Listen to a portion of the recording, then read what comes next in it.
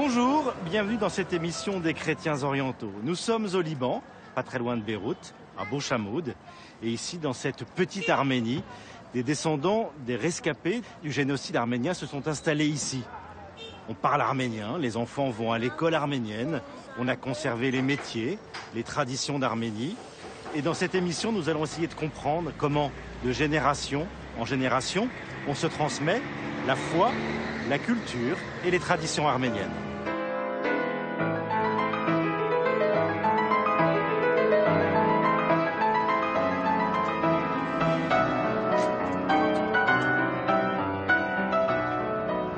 Alors on voit des enchevêtrements de fils électriques, c'est incroyable ça. Ça c'est quelque chose de vraiment particulier parce que durant la guerre au Liban, comme l'électricité était coupée très souvent et qu'on n'avait pas suffisamment d'électricité. D'ailleurs, maintenant aussi, c'est la même chose.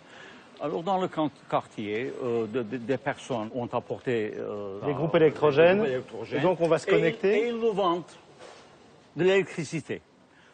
Alors, on a comme ça deux réseaux. Il y a le réseau officiel, comme on dit, et puis il y a le réseau parallèle qui nous procure de l'électricité chaque fois que le réseau officiel n'en donne plus.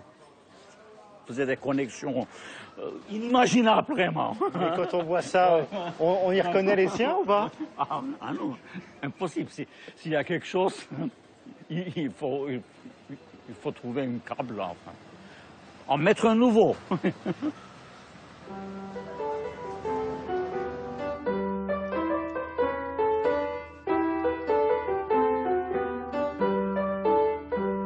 Les Arméniens de Bouchamoud, tout comme Dikran Jinbanchian, sont attachés à cette petite terre, à la fois arménienne, mais aussi libanaise. Dans un monde ouvert à de nombreuses cultures, ils s'interrogent sur l'avenir de leur prédominance dans un quartier qui se transforme. La ville est toujours en évolution depuis près de 100 ans. Eh bien, cette rue Marache, c'est la première rue qui a été construite dans les années 30, en 1930-31. C'est une rue pleine de couleurs locales, parce qu'on y trouve presque tout.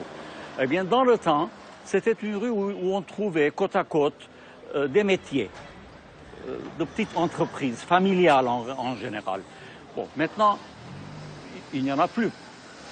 C'est du commerce. Mais quand même, c'est un commerce assez intéressant, parce qu'on y trouve des épices, etc., des choses que l'on ne trouve pas ailleurs.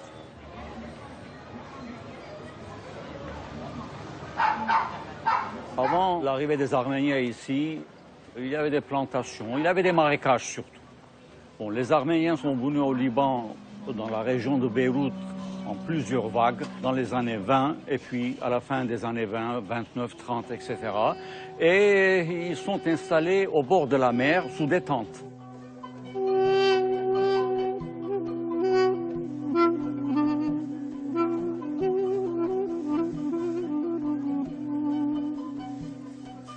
En majorité dans cette région, ce sont des gens qui sont venus de la région de Cilicie. Il y en a également qui sont venus d'Arménie occidentale. Il y en a pas mal. Mais la majorité dans cette région, ce sont des Arméniens de Cilicie.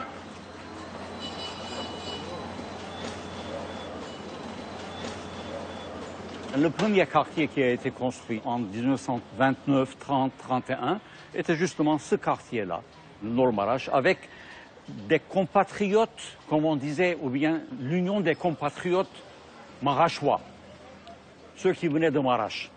D'ailleurs, tous les quartiers ont été construits de cette façon-là. Ce sont des unions patriotiques, des personnes qui sont venues d'une certaine ville ou d'une certaine région, se sont rassemblées dans des associations, et puis, ensemble, ils ont pu acheter un grand terrain qu'ils ont ensuite divisé entre eux, et ils ont construit de leurs propres mains leur maison.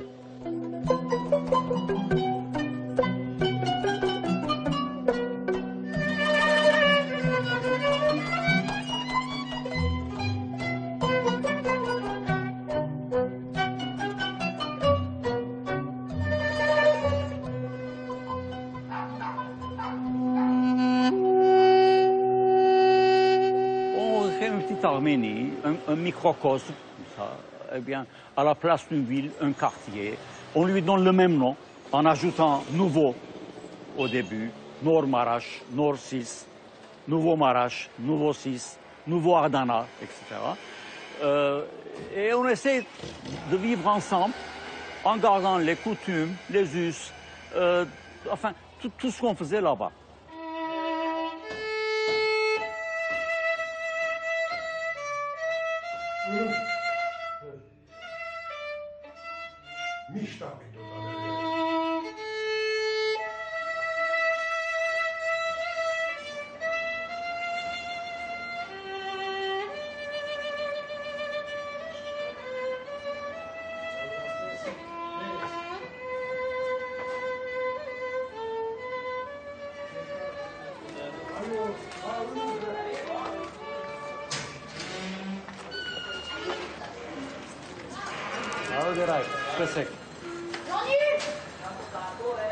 Les Arméniens, surtout lorsqu'ils sont allés dans des pays où l'islam prédominait, lorsqu'ils se présentaient, ils disaient qu'ils sont des Arméniens chrétiens.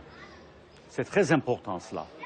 Ce qui fait qu'être arménien signifiait parler une langue et posséder une certaine culture. Mais être chrétien également signifiait appartenir à une certaine foi.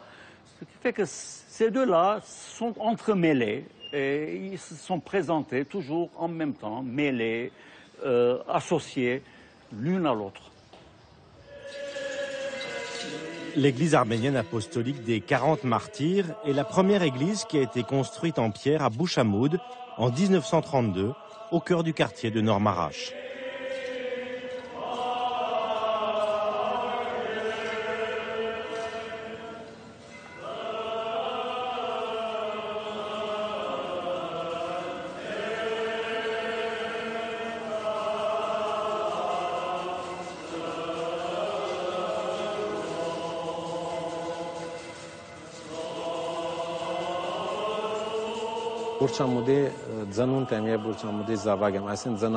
Je suis né à Bouchamoud. Je suis donc fils de Bouchamoud. Né ici, je continue de vivre ici. J'ai voyagé dans de nombreux pays, mais où que j'aille, je recherche toujours Bouchamoud, car j'ai la conviction que je dois demeurer avec son peuple. Ce sang de Bouchamoud est mon sang de chrétien, celui que m'ont légué mon père et ma mère.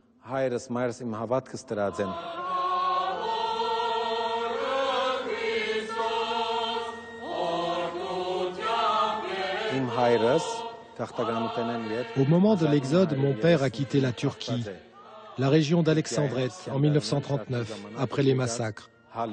Il s'est d'abord installé à Alep, puis à Beyrouth. De même, les parents de ma mère ont émigré depuis Constantinople pour s'installer à Damas, puis de Damas à Beyrouth. J'appartiens donc à la 3e génération après le génocide. Mon grand-père a été un enfant du génocide. Ils ont tous été témoins de l'anéantissement de leur village et de leur ville. À ma naissance, en 1978, c'était la guerre ici, à Bouchamoud. Le pays n'était pas sûr. Mais grâce à nos parents, nous n'avons pas cessé d'être arméniens.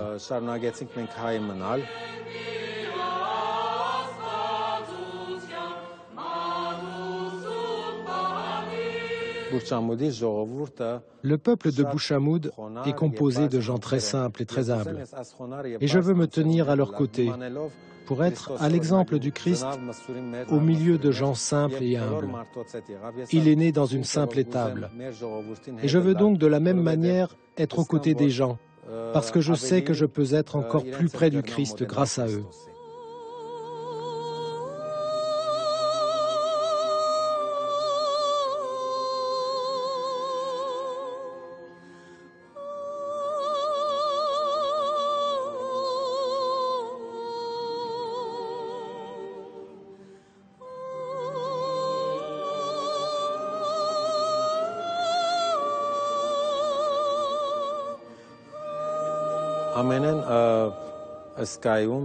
La partie la plus émouvante et la plus mystérieuse de la messe est celle du Sanctus.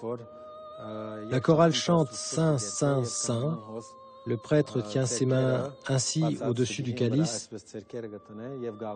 et prie pour demander à l'Esprit Saint de descendre sur le pain et le vin. C'est la partie la plus mystérieuse de la divine liturgie.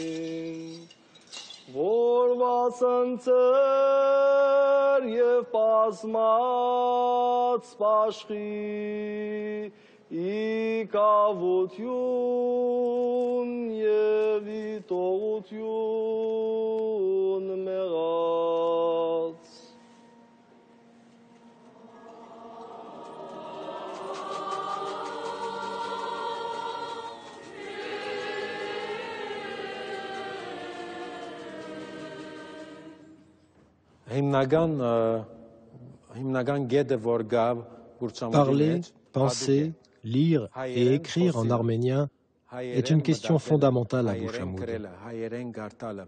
L'Église, elle aussi, a un rôle dans la préservation de l'identité des Arméniens. À l'Église, nous utilisons le krapar, qui est l'arménien classique, la langue en usage au temps de Saint Mesrob, c'est-à-dire au IVe, 5e siècle, à l'époque de l'invention de l'alphabet. À l'extérieur, la langue que nous utilisons au quotidien est appelée Ashrarapar, c'est-à-dire la langue du monde.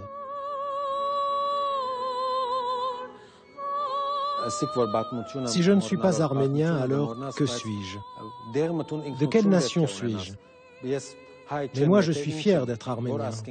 J'ai une mission à accomplir au sein du peuple arménien, par le biais de l'Église, de l'école. Tout ce que je suis, je le dois au peuple arménien.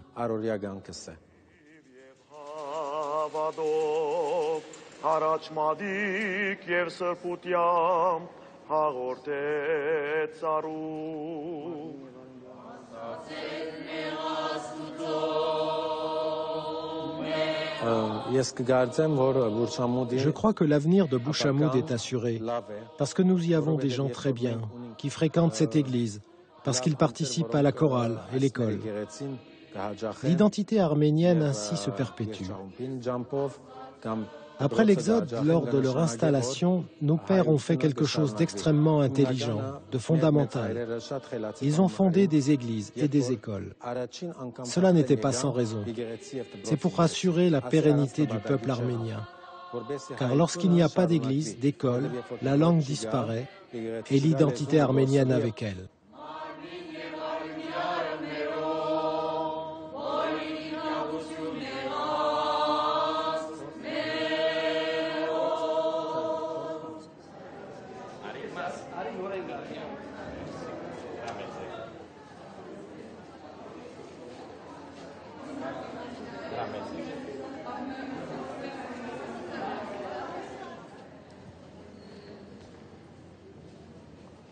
Eh bien, cette église a cela de particulier qu'elle a été construite directement par les habitants du quartier, par leurs mains. Chaque Arménien, en terminant son travail, est venu ici, le soir, travailler pendant 3 ou 4 heures pour construire l'église et puis à côté de l'église, l'école. J'ai été baptisé ici, j'ai fait mes classes maternelles et mes classes primaires dans cette école. Eh bien, pour moi, c'est la mère patrie, si vous voulez, en quelque sorte.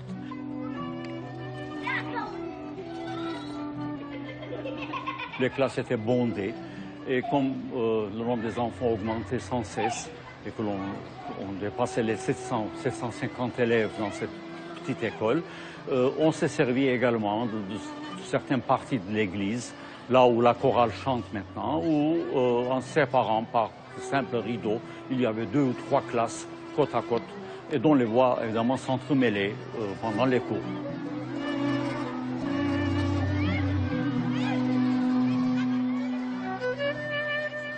Les rues de Nor-Marash étaient boueuses. On marchait dans la boue et puis l'eau, pendant l'hiver, lorsqu'il pleuvait, inondait les rues. Eh bien, on marchait pieds nus dans l'eau, on venait ici, on se séchait et puis on rentrait dans une classe. Et il y avait une chanson que j'ai chantée, Ցեխին մեջ են ջպր ջպր թբրոցկեր թամ ամեն օր հայրիկս ինձի չարավ գոշիկ ես ալբոտկով գերթամ գոր. À quelques centaines de mètres de l'église et de l'école des 40 martyrs, le groupe scolaire Mesrobian est une entité de l'église arménienne catholique. Ici, l'enseignement se fait selon les matières en 4 langues dès le primaire: arménien, français, arabe et anglais. C'est une tradition dans le diaspora arménien que vous trouverez toujours à côté de l'église une école. Et autant que possible, dans ce contexte aussi, avoir un centre culturel, un club, un théâtre.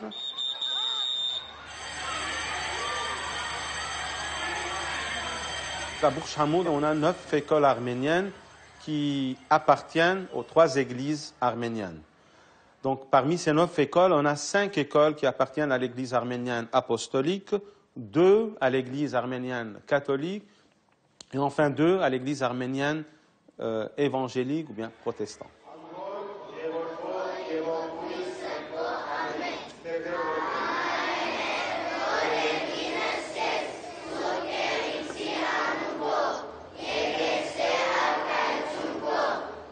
Le bon matin, on a commencé par la prière, en remerciant le bon Dieu, et ensuite, en chantant, nous rendons grâce au bon Dieu, en lui demandant que notre journée soit sans problème.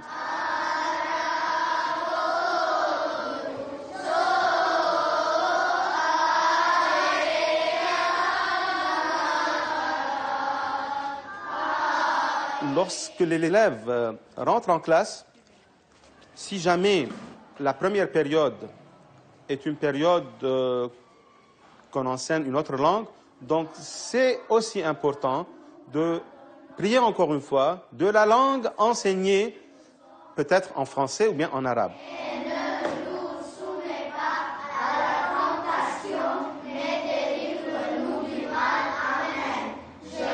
C'est parce que l'élève doit aussi apprendre à prier avec d'autres langues. Français, en anglais, en arabe, etc. C'est une richesse, je pense. Comment je prononce UI? Oui. Comment je prononce AI? Et? عم يطلع من الشباك، شو عم بيشوف؟ السماء وصافي. اوكي، من بعد البرق شو بنسمع؟ الرعد، هون بنسمعهم بالطقس الجيد ام بالطقس العاصف؟ الطقس العاصف. Դու գիտես, որ ոզնին օծերը ոչնչացնող օգտակար կենտանի մնե։ Լապոստ ոզնին ծակերը, որուքով կացին? Մամային։ Ինչով ծածկված էր իրենց մարմինը? Ուշերով։ Pendant les récrés, on les encourage de parler l'arménien parce que c'est risqué qu'on perde notre langue. Alors, il faut la garder.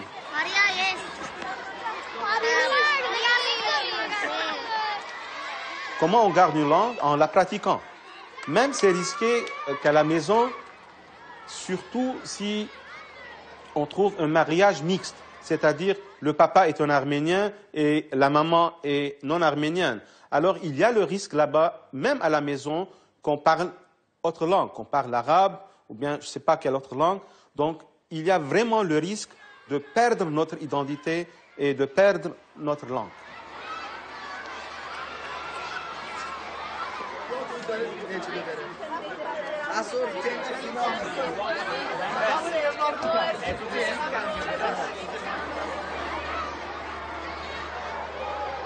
La majorité absolue, c'est la langue arménienne.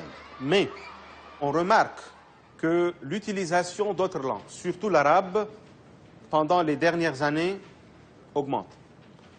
Donc c'est pour cela qu'on prend toutes nos précautions et on mène une politique assez souple, si vous voulez, afin qu'on garde notre langue maternelle. Si l'arménien disparaît de la communauté arménienne, la langue arménienne, qu'est-ce que ça signifierait pour vous? J'ose dire qu'on perdrait tout. Qu'on perdrait tout. Même, je dirais que c'est risqué qu'on perde même notre identité. Parce que je suis convaincu que si on garde notre langue, si on utilise, on pratique notre langue, alors le risque est minime.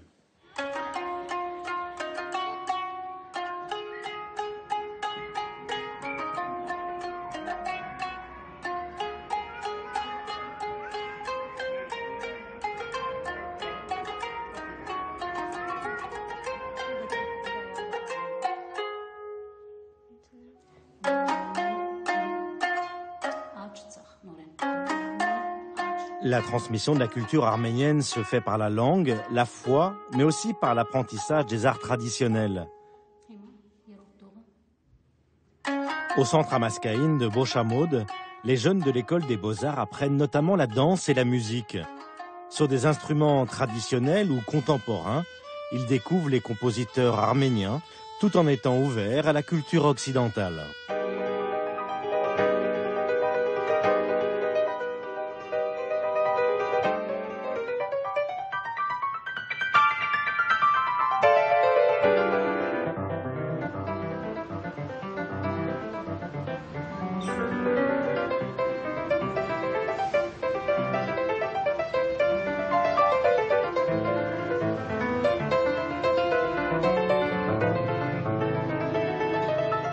Dès l'arrivée des Arméniens après le génocide, des moyens d'information et de communication ont été développés. À Bochamoud, un quotidien et une radio informent en langue arménienne les habitants du Liban. C'était une nécessité d'avoir le média, d'avoir moyen de faire informer les gens de tout ce qui passe là, ici au Liban, de tout ce qui s'est passé après la Première Guerre mondiale et tout ce qui se passait en Arménie. Donc, la STAC, qui est un quotidien arménien qui se trouve ici à notre immeuble à Charzéan, est l'une des premiers au Liban. STAC a eu en parallèle de ce quotidien ou de ce journal un site électronique dont tous les gens ici au Liban et à diaspora suivent les nouvelles du communauté arménienne au Liban et des événements qui se passent en Arménie à travers STAC. Dans toute notre histoire, c'est l'Église en fin de compte qui a aidé à ce que les Arméniens, après le génocide, peuvent conserver leur identité. Ce qui m'a étonné, c'est qu'on a la plus grande pourcentage d'auditeurs lorsqu'on diffuse la messe chaque dimanche matin de 10h à 12h. Nous sommes chrétiens, mais nous, en tant que radiostation, on essaie de séparer tout ce qui est politique de tout ce qui est religieux. Nous, jusqu'en 1991, lorsqu'il n'y avait pas une Arménie libre et indépendante, on avait une grande crainte de ne pas conserver notre identité arménienne. Parce qu'on était au diaspora et il n'y avait rien qui assurait cette continuité.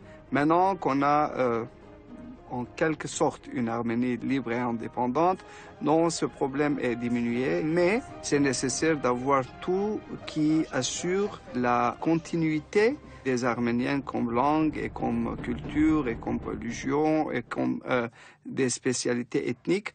Oui, la radio, les quotidiens assurent cette continuité et donnent un push nécessaire pour qu'on puisse continuer d'être arménien.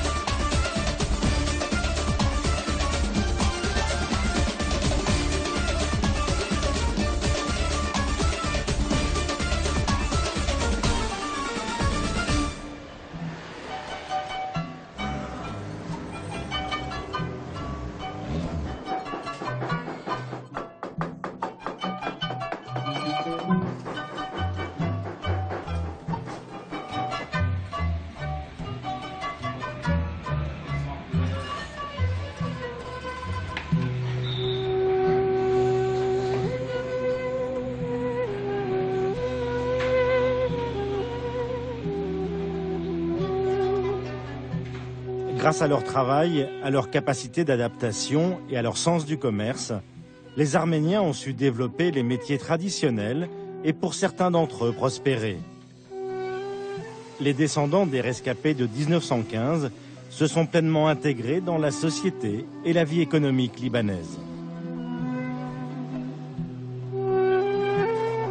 Mais aujourd'hui encore, à Bouchamoud, on accueille de nouveaux arrivants, comme les réfugiés arméniens de Syrie. L'occasion de montrer que la solidarité est toujours une partie constituante de l'arménité.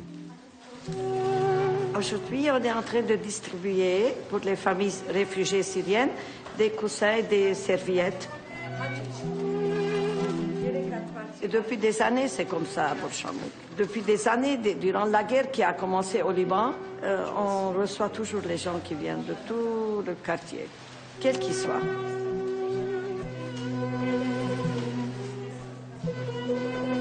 Nous, on a vécu cette guerre. Ça nous fait de la peine de voir les gens qui n'ont pas à quoi de loger ou bien de manger, les enfants, les petits-enfants. Oui, c'est assez difficile.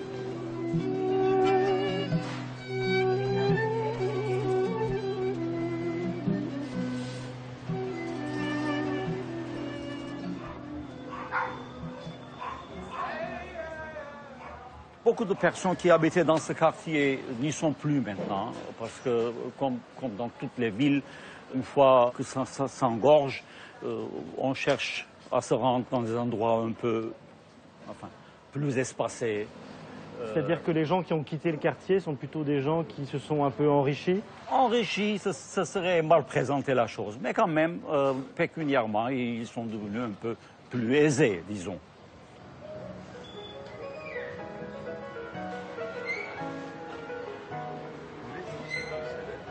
C'est une ville qui s'est transformée, comme toute ville qui se transforme, d'une ville où les Arméniens étaient quasiment majoritaires et d'une majorité écrasante. Maintenant, c'est devenu une ville où ils sont à peine majoritaires.